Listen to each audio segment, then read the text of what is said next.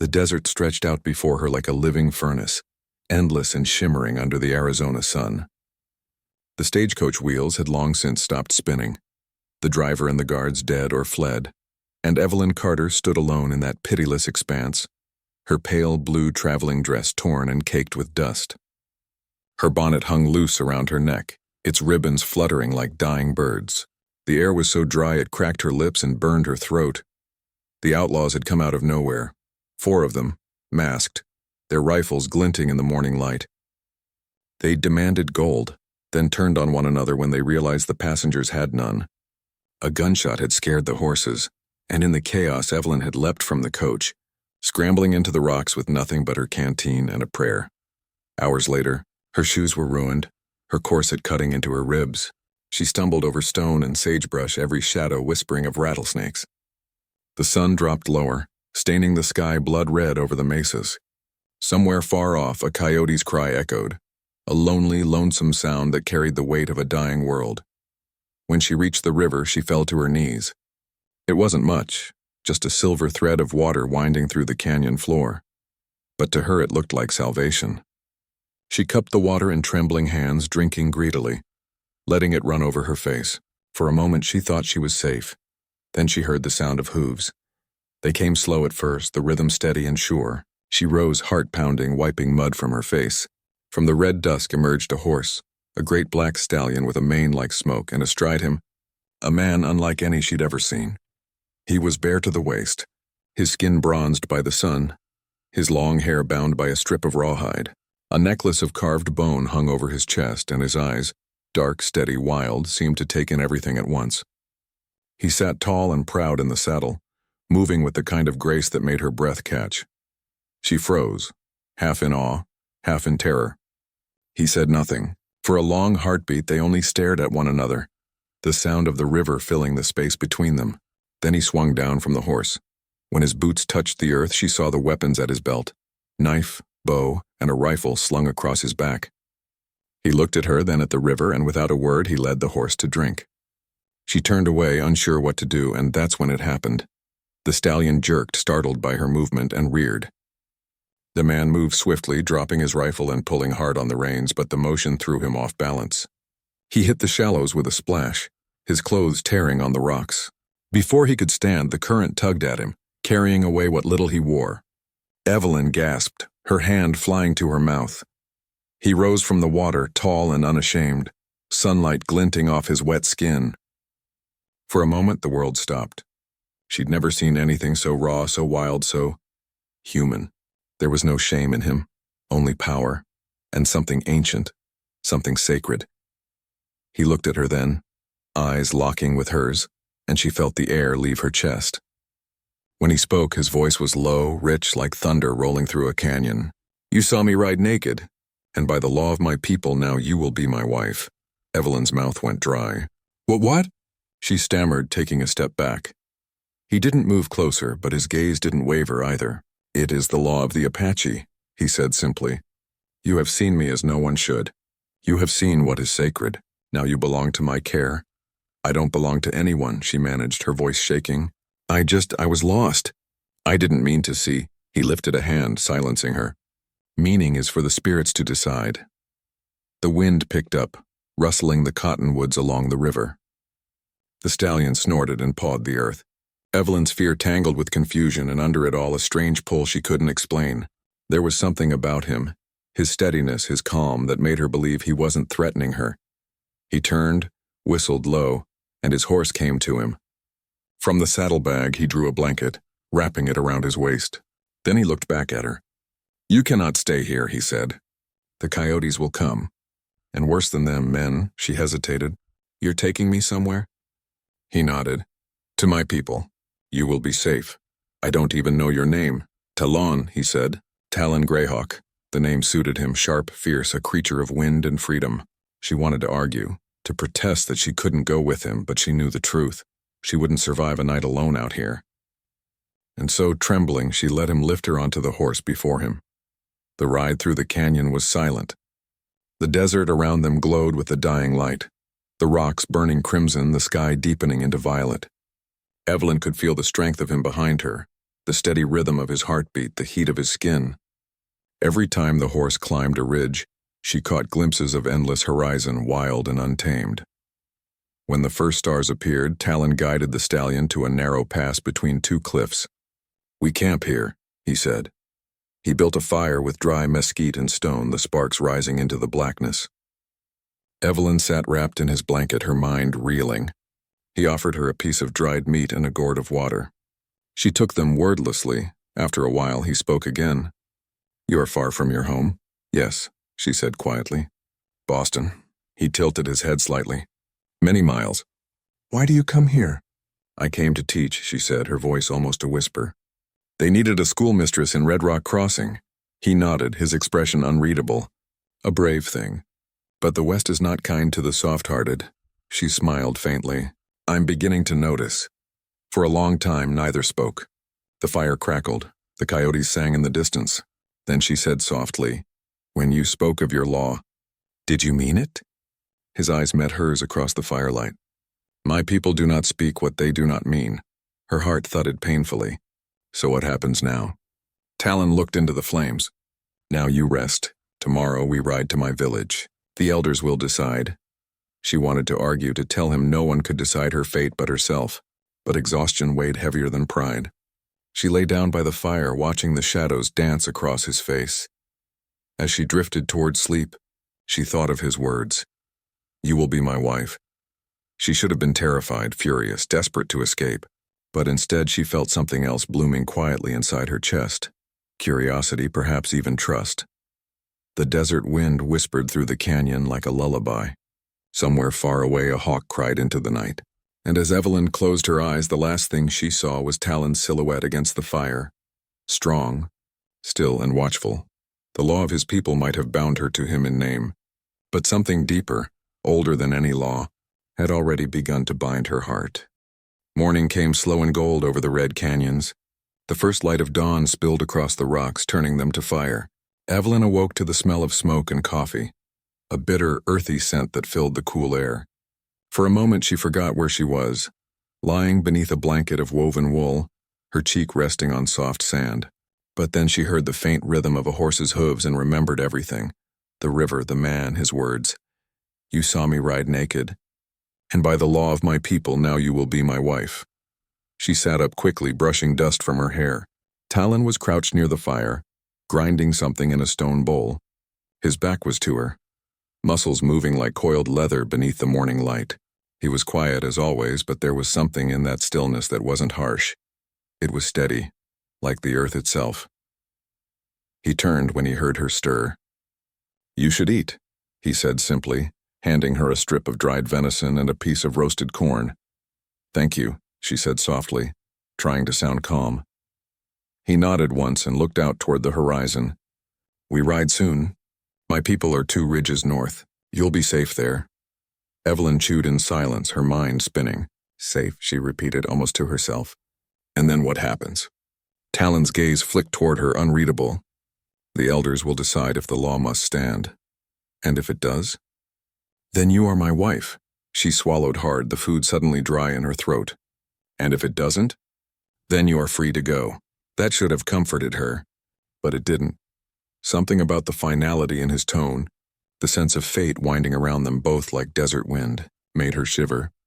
By the time they broke camp, the sun was high. They rode for hours through twisting red valleys and open plains.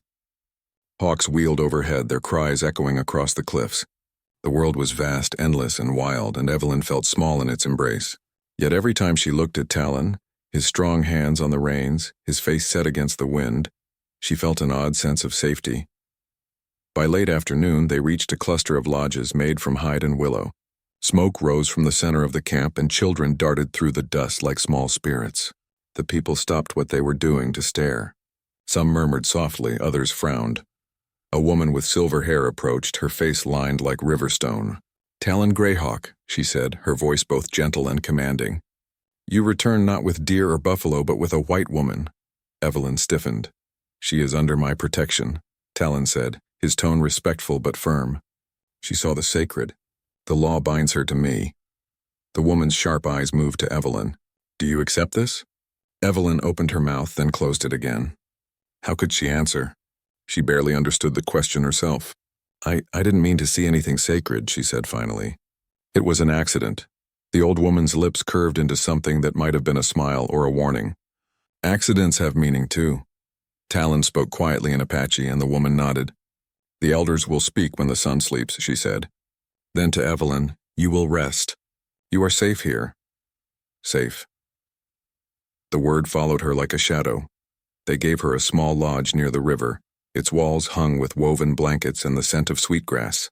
The children peeked in, curious but shy, whispering "Ishta, white woman," before darting away. That evening, as the sun bled into the horizon, the council gathered. Fires burned in a wide circle, and the air smelled of sage and smoke. Evelyn sat near Talon, wrapped in a borrowed shawl, feeling the eyes of the whole village on her. The oldest man spoke first, his voice deep as thunder. Greyhawk has invoked the law of the naked ride, he said in Apache, the words translated by a younger man beside him. It is ancient, sacred. When one witnesses the spirit form of another, their fates are bound. It cannot be undone. Evelyn's heart thudded painfully. I didn't mean to, she said. I was lost. I was afraid. The elder looked at her kindly. The Great Spirit often brings fear to lead us to truth. Talon stepped forward. I do not claim her by force, he said, his voice carrying through the night. But she saw me as I was, without pride, without shield. That is no small thing. If she chooses to leave, I will not stop her, but the spirits have seen her heart, and so have I. The murmuring around the fire deepened. Evelyn could barely breathe. She looked at him, this man who spoke of law and spirits with such quiet conviction, and saw not a savage, but someone bound by honor, by something deeper than she could name. After a long silence, the elder raised his staff. Then the law stands, but not in chains. The woman shall stay among us until the moon turns full. If by then her heart wishes to remain, the union shall be blessed. If not, she may return to her people. The fire crackled, sparks rising into the starlit sky. Talon bowed his head. So be it. That night Evelyn couldn't sleep. She sat by the doorway of her lodge, watching the moonlight ripple on the water. Somewhere across the camp she could see Talon sitting alone, sharpening a knife by the fire. He looked solitary, like a man who carried more than one lifetime's worth of ghosts. When she finally gathered the courage to approach, he didn't look up. You should be resting, he said softly. I can't, she said. Not with everyone staring. Not with all this talk of laws and spirits. He set the blade down and finally met her gaze. You think my people foolish? No, she said quickly. Just different. Back home, things are decided by paper and pen, not by visions or signs. A faint smile touched his lips. And are your papers better than the wind? Your signs stronger than the heart? She didn't answer. He rose, stepping close enough that she could see the fire reflected in his eyes. Do not fear what you do not yet understand, he said quietly. The desert tests all who enter it. Perhaps it brought you here to learn something only it can teach. Evelyn looked up at him, her breath shallow. And what do you think that is? That freedom is not always found in the world you came from, he said. Sometimes it's found in the one you never meant to enter. For a long moment they stood like that, the night humming softly around them, their shadows tangled in the firelight. Evelyn felt her pulse quicken, not from fear but from something deeper, older, as if the desert itself was whispering through her veins. Finally, she stepped back, whispering, Good night, Talon, good night. Evelyn Carter. When she returned to her lodge, her hands were shaking. She lay awake until dawn, listening to the wind sigh through the canyon. She didn't yet know if she believed in Apache law or destiny, but one truth was already clear as the rising sun. She could no longer think of Talon Greyhawk as a stranger. The moon had waxed and waned since the night the council spoke, and with each passing day, Evelyn Carter felt her old world slipping farther away. The rhythms of the Apache camp had become the beats of her own heart, the morning songs sung by, the women grinding corn, the laughter of children splashing in the river, the deep drums that echoed at night like the earth breathing. She learned to ride without side saddle, to cook over an open flame, to weave grasses into baskets. And more than anything, she learned silence, how the desert itself spoke without words. Talon was often gone, scouting the borders where soldiers crept and settlers pushed closer every month. When he returned, dusty and silent, he would sit with her by the fire and tell her stories of his people, of the coyote who tricked the stars, of the eagle who carried messages between hearts. He spoke with reverence, as if the land itself listened. She came to see that his law had never been about possession. It was about connection. Among the Apache, nothing sacred could be witnessed without responsibility. She had seen him bear not only in body but in spirit, and that had tied them together in ways neither could undo. Yet as the full moon neared, Evelyn's thoughts turned eastward, to Red Rock Crossing, to the world she had left behind. She had come to the West to teach, to bring light and letters to frontier children. She had promised herself she wouldn't lose her purpose. So when the time came to choose, stay or leave, she found herself standing on the edge of two worlds. "I must go back," she told Talon one morning as the sun rose over the mesas. "My work is there. My people, well, what's left of them, they're waiting." Talon stood by the river, sharpening his knife. He didn't look up right away. When he did, his expression was calm, but there was pain in his eyes. "You have chosen," he said quietly. "I'm sorry." He nodded once. "The heart cannot be forced. Go with the dawn."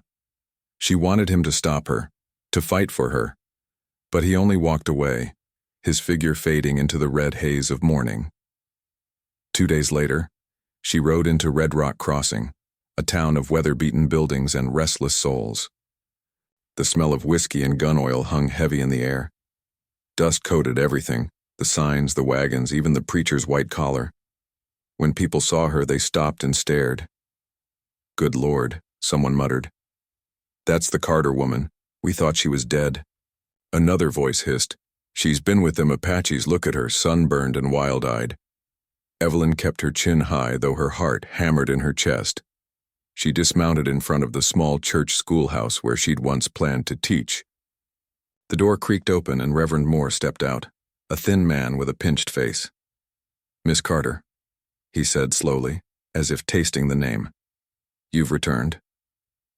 "Yes," she said, brushing dust from her skirt. "I've come to resume my post. I'm still the schoolteacher here." His eyes flicked over her attire, a borrowed deerskin shawl, silver beads at her neck. "You've been among them." "I was taken in when I was lost," she said firmly. "They saved my life." The Reverend's mouth tightened. "That may be so, but this town won't take kindly to heathen ways. You'll do well to forget whatever savagery you've seen and remember you are a woman of God." Her jaw clenched. "I remember I'm a woman who owes her life to people more honorable than many I see here." Whispers rippled through the onlookers. The preacher paled. "Watch your words, Miss Carter. There are those here who'd hang a woman for less." She pushed past him and entered the little schoolhouse. Dust lay thick on the desks. The blackboard still bore the faint ghost of her last lesson. "Knowledge is the light of the frontier." She set her hands on the wood and breathed deep. "Then let's light it again," she whispered. Days passed. The town children returned to her classroom, curious but cautious. She taught them to read, to write, to dream beyond the fences of Red Rock. Yet the adults never stopped whispering. One afternoon, as she walked home from the schoolhouse, she heard voices behind her. "Apache bride," one man sneered. "Probably carries their blood in her now. Should have left her where she was," another spat.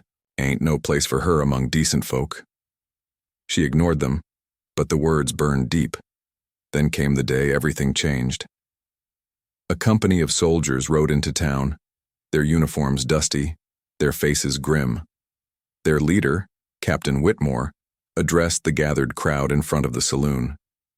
"The Apache have broken treaty," he announced. "A group of them, led by a man named Talon Greyhawk, has been raiding supply lines near the San Pedro Valley. We ride to put an end to it." Evelyn's breath caught. "That's not true," she blurted out. "He's no raider. He protects his people from men who steal their land." Every head turned toward her. The captain's eyes narrowed. "You know him?" She hesitated. "He saved my life." "He's not your enemy." "Then you're a sympathizer." The preacher's voice cut through the murmurs. "You'd defend savages over your own kind." "She's bewitched," cried a woman. "Tainted by heathen blood." A murmur of agreement swelled. Evelyn took a step back. "You're wrong," she said, her voice trembling but steady. "You don't know him. You don't know what honor means to those people." The captain mounted his horse. "Honor or not, ma'am, I have orders. We ride at dawn. Anyone caught aiding them will hang." The soldiers thundered away, leaving a cloud of dust and dread behind. Evelyn stood frozen in the street, her heart breaking. That night she sat by her window staring toward the distant mesas. She could almost hear the desert wind whispering his name. Talon Greyhawk, the man who had saved her, taught her, and let her go with dignity when she chose duty over love. Now he was in danger because of men who would never understand him. Tears burned her eyes. "You told me once," she whispered, "that if my heart rode free, it would find you again. Well, Talon, my heart is riding now."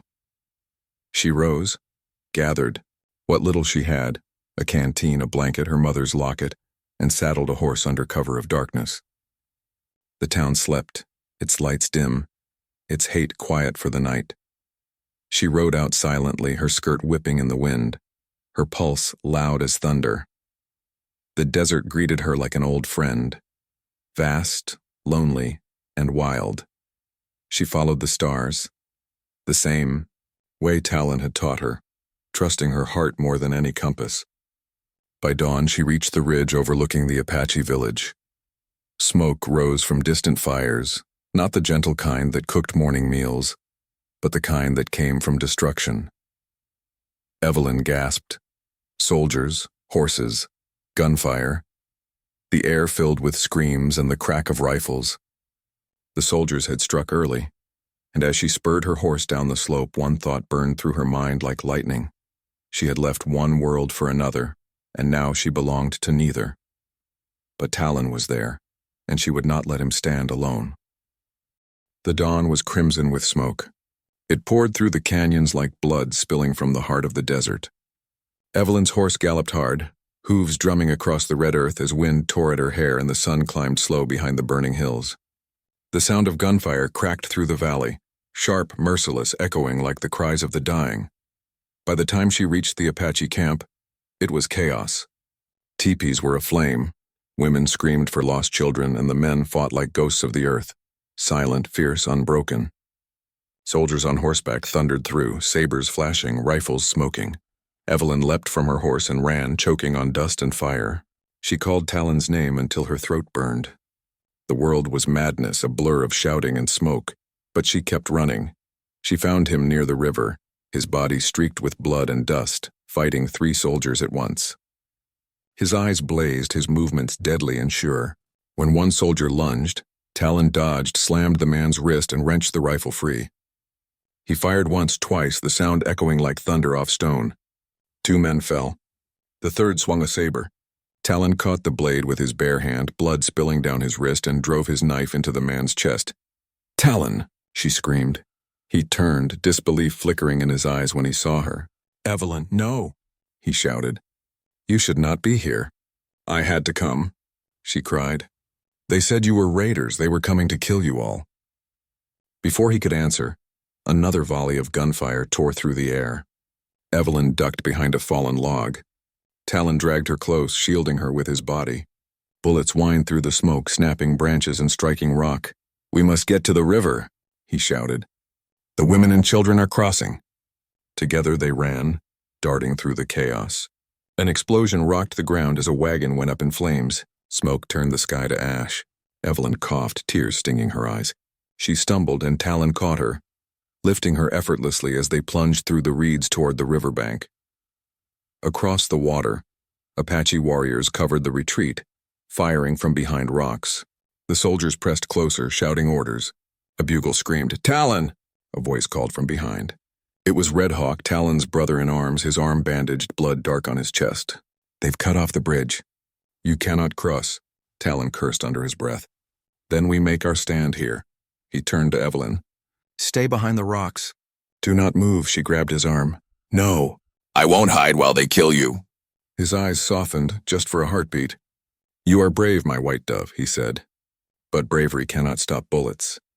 Before she could answer, the soldiers burst from the smoke, 5 of them, rifles raised. Talon swung his weapon up and fired. 2 fell. A third staggered but kept coming. Evelyn snatched a dropped revolver from the ground and fired wildly. The recoil jolted her wrist, but the bullet found its mark. The man fell backward into the sand. Talon turned in surprise. She trembled, the gun smoking in her hands. I'm not as soft-hearted as you thought, she said hoarsely. He gave a grim smile.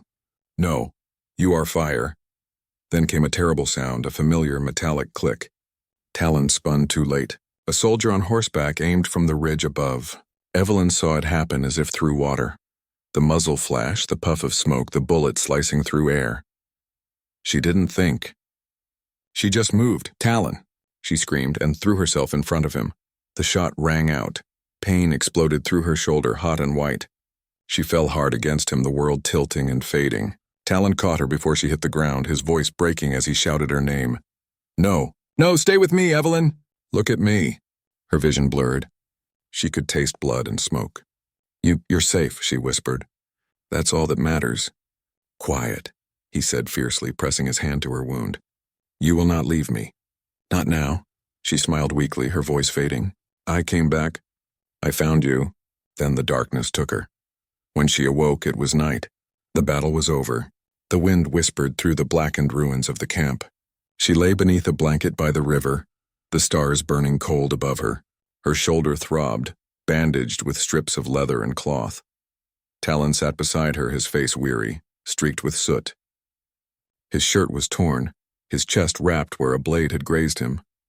But his eyes, they were alive with something fierce and bright. You live, he said softly, the relief in his voice raw. She tried to sit up, but he held her gently. Rest, you have done enough. What happened? She asked. The soldiers retreated. Red Hawk and the others drove them into the canyon. Many are gone, but we still stand. She closed her eyes, tears slipping down her cheeks. I'm so sorry. This is my fault. If I hadn't gone back to Red Rock, if I hadn't told them, do not say that, he interrupted, his voice low but firm.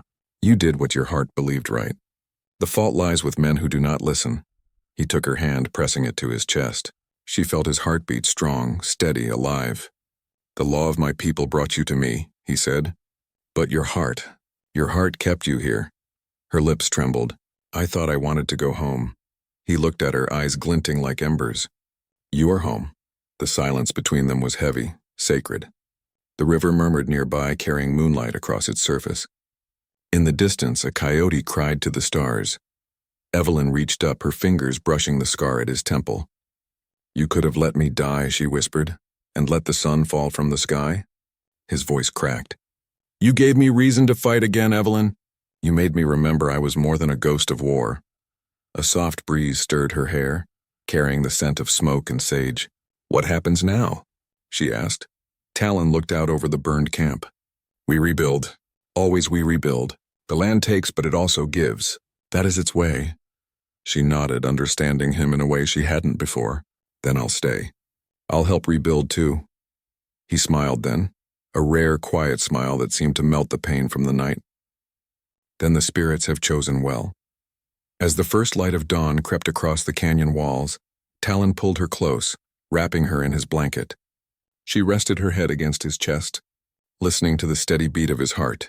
Above them, the desert sky turned gold, washing away the blood and smoke of yesterday. And though she carried a wound that would scar her for life, Evelyn felt whole for the first time. Spring returned slowly to the canyonlands. After the fire and smoke of war, the rains came, soft and patient like the desert remembering how to breathe. The river ran clear again. The hillsides bloomed with wildflowers, and the air was sweet with the scent of new life. Evelyn Carter walked among the ruins that had once been charred, now bursting with green. Her shoulder still ached from the bullet wound, but she bore the pain the way the land bore its scars, with quiet strength.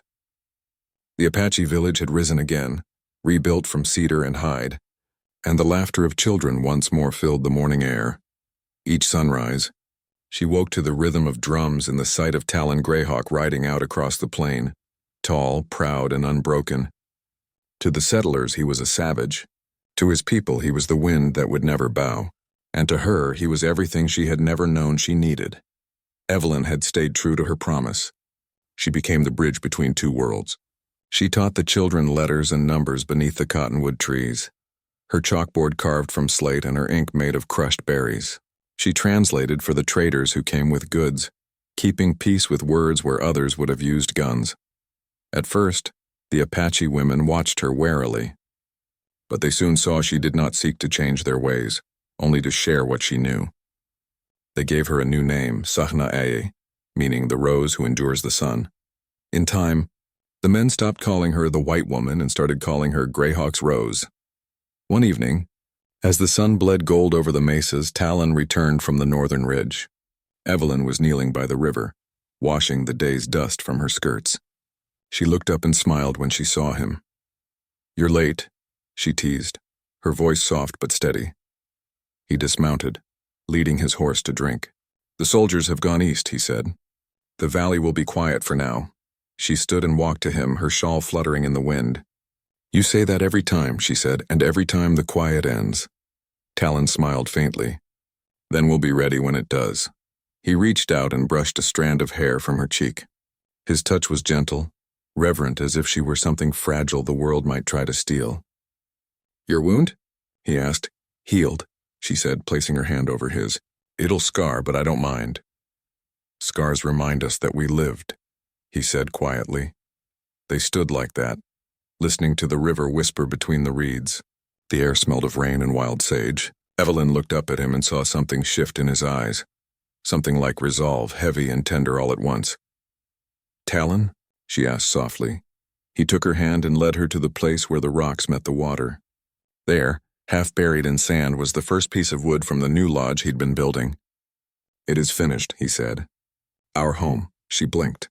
"Our home?" he nodded. "By the river, where the spirits brought us together, where you first saw me ride." Her heart stilled. "You remember that?" His mouth curved into a rare smile. "A man does not forget the moment fate finds him." They entered the new lodge together. It smelled of cedar and sweetgrass, its beams carved with Apache patterns of rain and wind. In the center stood a small table, upon which lay a single white rose, the kind that didn't grow in this land. Evelyn gasped softly. "Where did you get that?" "I rode 2 days to the trading post near Tucson," he said. "They said it came from the east, from your world. I thought perhaps it should be here too."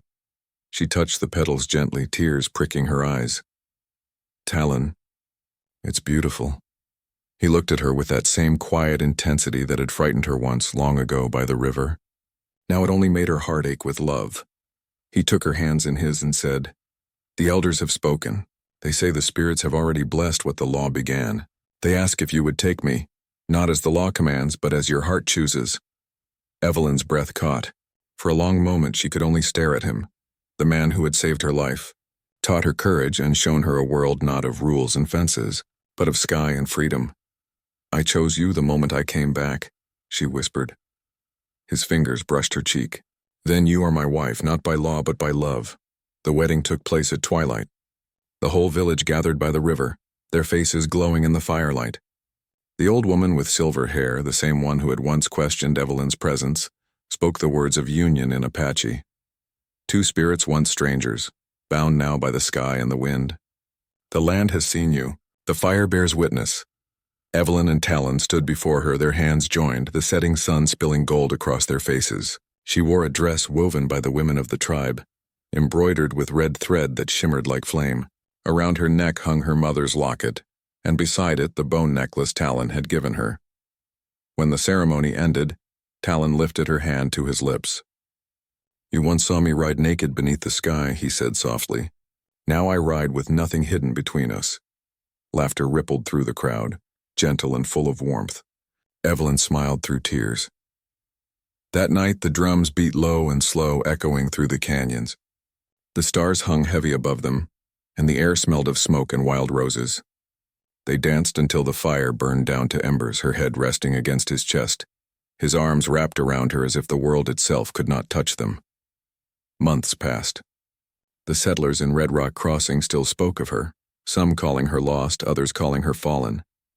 But now, when traders came to the valley, they brought news of her school for the Apache children, of how she'd taught them to read both English and their own stories, so that no one could ever erase them. The soldiers did not return. The land quieted, and each morning Evelyn and Talon rode together at dawn. Across the open plains side by side they moved with the rhythm of the wind. Sometimes he would point toward the horizon and say, "That is the way of freedom, no fences, no end." Sometimes she would laugh and answer, "Then I suppose I'll follow you there." There, love became a legend whispered. In both tongues, the tale of the woman who came from the east and the warrior who rode with the wind. And when the spring rains came again, Evelyn would walk by the river, her skirts brushing the wild roses that now grew along its banks. Each bloom reminded her of that first night, when a stranger had spoken words that once frightened her and later became the vow of her heart. "You saw me ride naked, and by the law of my people, now you will be my wife." But now, she whispered them back with a smile, her hand resting on her swelling belly, the child of two worlds growing within her. "No law made me yours, Talon Greyhawk," she murmured to the wind. Love did. The breeze stirred the petals of a white rose lying on the water. It floated downstream, caught the sun, and disappeared into the golden light, just as two riders appeared on the horizon, moving together into forever.